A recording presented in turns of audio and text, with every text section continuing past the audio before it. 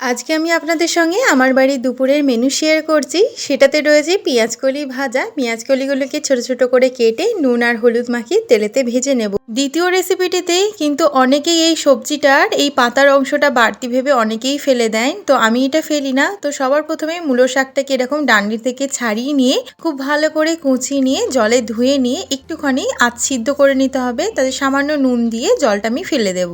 এখন তেলেতে শুকনো লঙ্কা, পেঁয়াজ, রসুন ফোড়ন দিয়ে সাথে একটু কালো জিরে দিয়ে শাকটাকে ভেজে নিতে হবে। নামানোর সময় একটু চিনি দিলে বেশ কিন্তু খেতে ভালো লাগে। সাথে থাকছে বাঁধাকপির তরকারি। বাঁধাকপিটাকে একটু ভাপিয়ে নিয়েছি। তেলেতে তেজপাতা, শুকনো লঙ্কা, গোটা জিরে ফোড়ন দিয়ে আলু বাঁধাকপিটাকে একটু ভেজে নিয়ে তাতে আদা, মটরশুঁটি, হলুদ গুঁড়ো, লঙ্কা গুঁড়ো, জিরে গুঁড়ো, নুন, টমেটো দিয়ে খুব ভালো করে কষিয়ে জল দিয়ে সিদ্ধ হতে দেবো। নামানোর আগে অবশ্যই একটু চিনি দিয়ে দিয়েছি। সাথে ছিল মুসুর ডাল। প্রেসার কুকারের মধ্যে সমস্ত কিছু একসঙ্গে দিয়ে 2টো সিটি নিলেই যথেষ্ট। সাথে মুসুর ডালের বড়া।